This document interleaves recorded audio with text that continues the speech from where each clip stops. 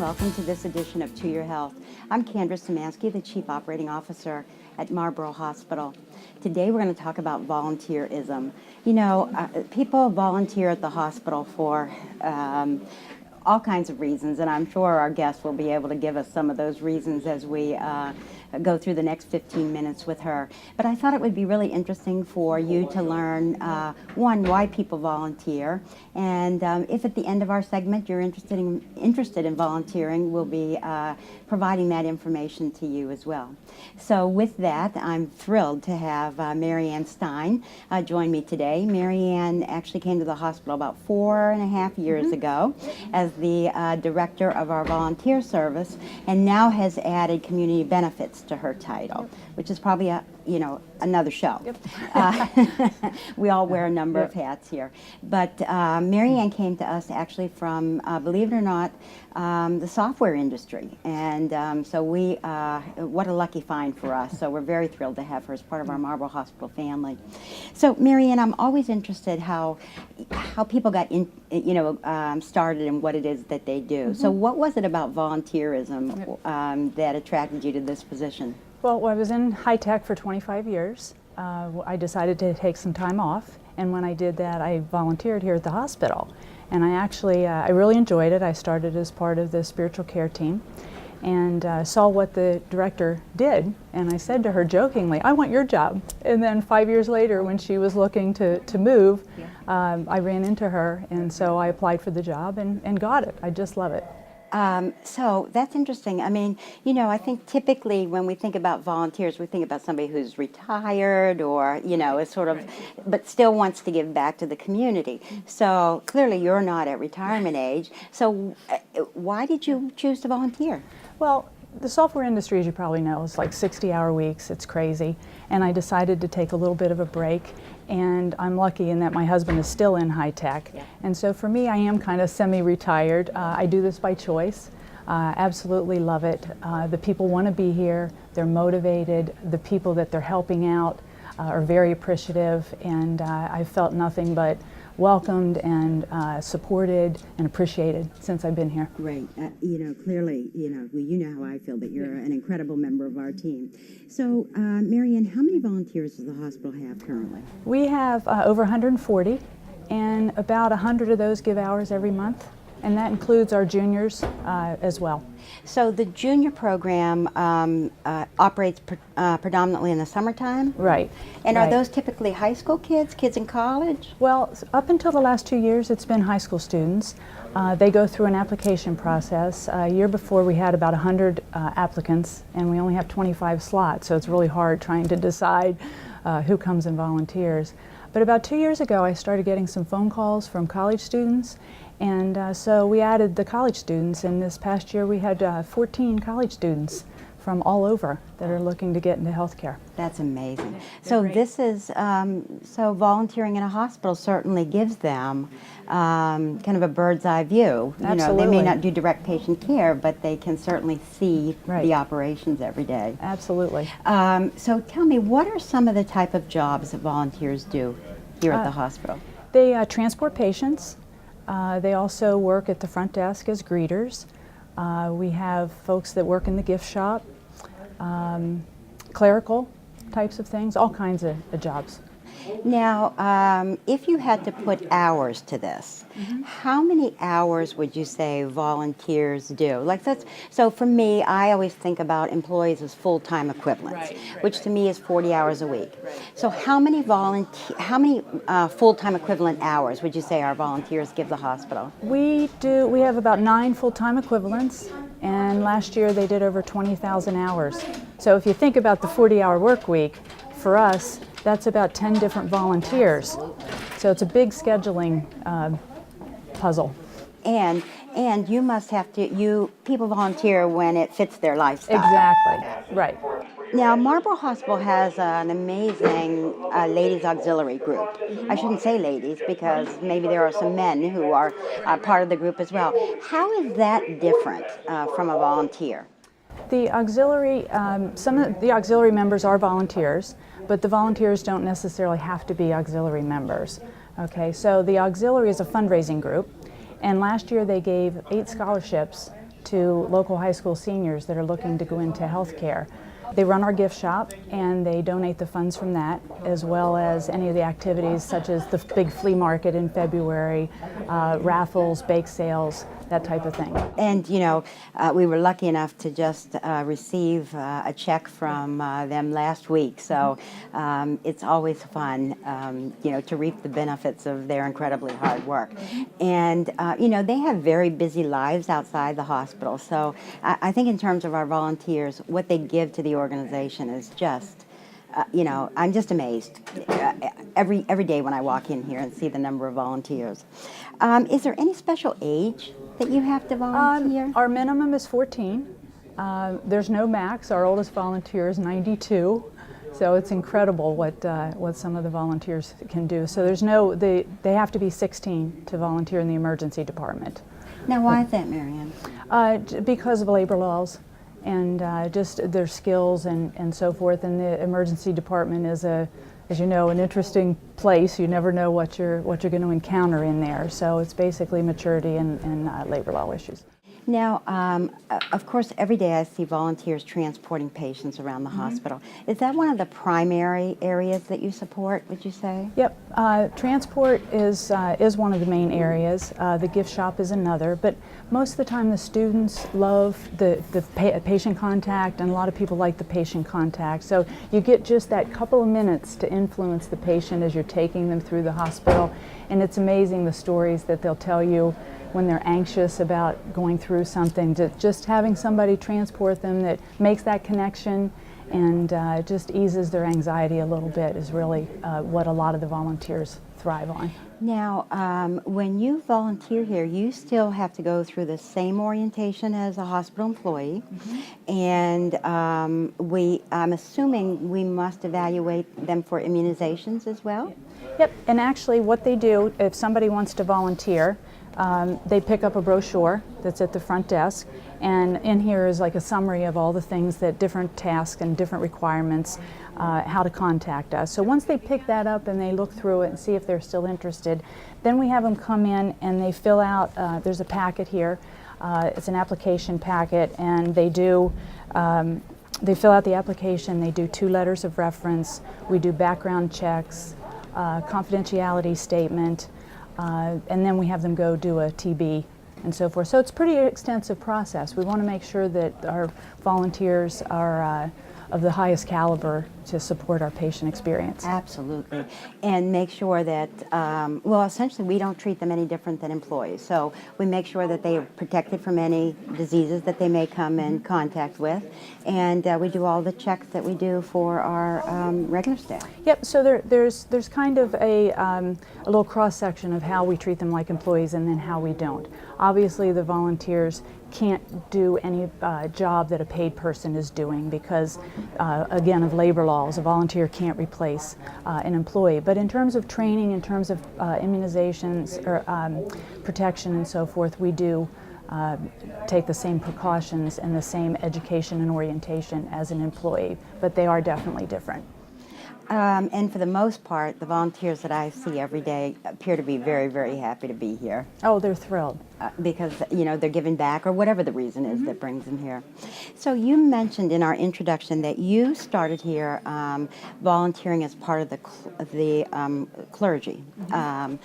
So tell me a little bit about that, Marianne. I know that comes under your umbrella in terms of oversight, but just explain to me a little bit about what we offer in terms of clergy service. Okay, and to your point, Candy, about how people come here and what they do, the way I go about it is I like to get to know the person first of all, why they want to volunteer, what are their skills, because some people want to use the skills that they've had in a profession, some want to get as far away from that as they can. So get to know them, their talents, why they want to be here, and then fit them to the opportunity. And that way you get somebody who's excited to be here, they're going to be consistent, they're going to show up regularly and really be happy to be here. So that's why we do that. So in terms of the clergy, my role is to encourage and go out and work with the local clergy to get them involved in supporting the program. The spiritual care program is all volunteer here, And so what we do is we try and get those folks involved, we get them scheduled, and provide that service. You mentioned I started, one of the changes that we've made is we don't have certified chaplains here.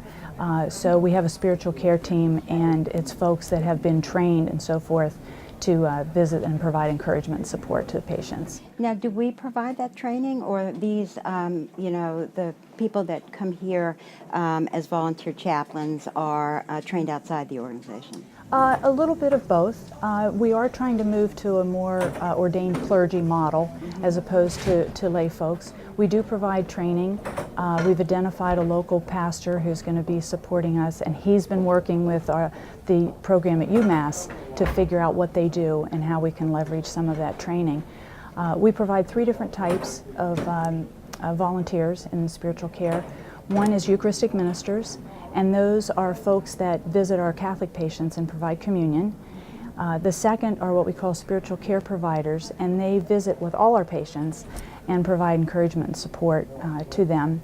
And then third is our spirituality group facilitators, and those folks are specially trained. They meet weekly with our mental health patients. Now, how do patients and or families get in touch with a spiritual care person to sit with, or, you know, first of all, I mean, how do they find their way to our chapel? Okay. The patients, in their packet when they come in to the hospital is a number that they can call, or they can call the operator and they'll have somebody come in. The local Roman Catholic Church has an on-call, so they have a priest that's on call at all times.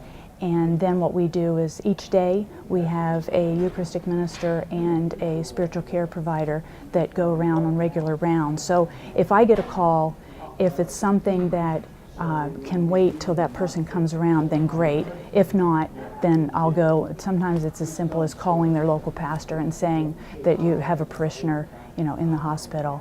And then for the visitors and the family members, the chapel, we do have a chapel there, and they can go there for, you know, reflection and comfort. It's very peaceful, as you know. You've been there.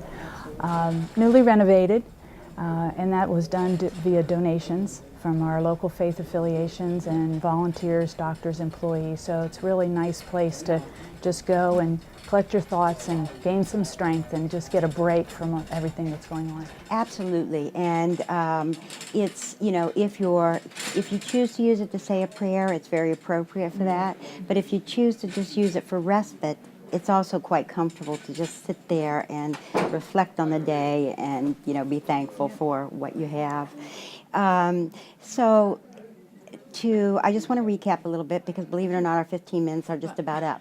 So if after watching this segment I'd like to volunteer at the hospital, I can come to the front desk at the hospital. There's a brochure that would be made available to me. And if you come during the day, you have an opportunity to meet some of the hospital volunteers and chat with them. I would then complete an application, and the follow-up would come from you. There is an interview that's required, so that you have an opportunity to get to know the people who want to volunteer. And then on the supportive side, we do have a hospital chapel, and we offer daily services to our patients and visitors if they find that they need some spiritual guidance or just someone to sit and chat with, which is, I think, a wonderful benefit.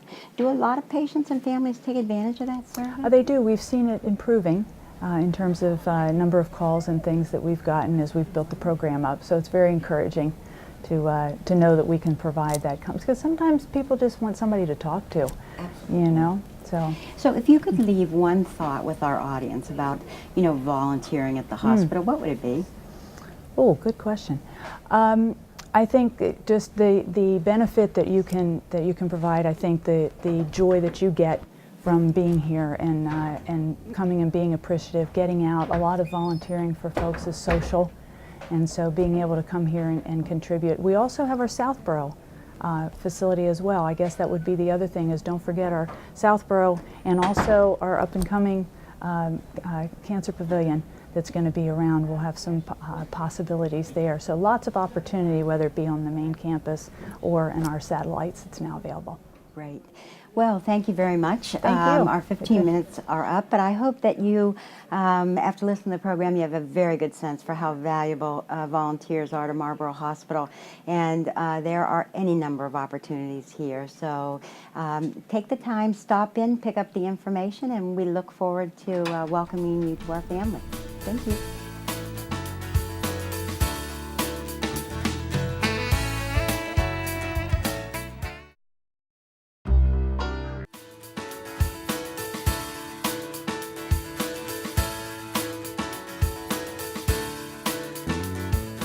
Hi and welcome back. I'm Candy Szymanski, the Chief Operating Officer at Marlborough Hospital. I'm thrilled that we are actually filming on location today at the hospital, so it's a nice opportunity for us to kind of show off the organization so that you can see some of the changes that we've made, and certainly there are a number of changes coming. So as our cancer center gets a little more defined, we'll be doing some walking tours of that so that you're kept right up to date in terms of where we are with the construction. So the second segment of our show today is dedicated to our Patient Family Advisory Council. We spend, I think, a lot of time, at least now. You know, having been a nurse for a very long time, there was a time where we didn't ask our patients to be involved in their care and what it was like to come to the hospital. But those days, thankfully, are way behind us. So we spend a fair amount of time talking with patients and families about their experience because we learn so much. And so I'm very pleased to tell you that we have a Patient Family Advisory Committee. My guests today are going to share a little bit about that committee, what its mission is, and some of the great things that they've taken part of in terms of what the committee does on a monthly basis. So my first guest is Heidi Donlan. Heidi is the manager for our outpatient psychiatric partial hospitalization program. Yep. How was that? Heidi came to the hospital in 2002 yep. and really was a wonderful addition to the organization. Joining Heidi and I today is Maureen Latendra. Did I say that right, Maureen? You did. Maureen clearly is well known in the community, but for the Patient Family Advisory Council, she has been just a wonderful supportive person to the organization, and I think she'll share with us a little about why she got involved. So with that, Heidi, we'll start with you. And let's just first start with what is a Patient Family Advisory Council, and then I want to move into why you're both doing this. So the Patient Family Advisory Council started actually at Marlborough Hospital about 2 years ago. I was actually on the steering committee kind of forming it, and then they asked me to continue on as the chair. It is a committee made, I think at this point we have about 15 people on the committee. It is primarily patients or family members of patients that have been treated at Marlborough Hospital. The other section of it is employees. And what it is a group of folks that meets about once a month, once every other month, to really talk about issues, concerns, ongoing kind of growth in the hospital. And it's a really nice way to hear from patients and families their input as to thoughts they have on continuing to improve services at Marlborough Hospital. So you got involved because you were interested, and when the hospital was looking for somebody to begin to form a committee or to talk about committee structure is how you got involved. Yeah. And then stayed on to chair it. Yeah. So you have been the chairperson for the last 2 years. For 2 years. We're hitting our 2-year anniversary, I'm proud to say, Well, this month. congratulations. Maureen, how about you? How did you get involved? Well, I've lived in the area my entire life, so this was always the hospital we came to. And then my mother, toward the end of her life, was in and out quite a bit. And in her last stay here, there were some things that didn't go well that really started to concern me.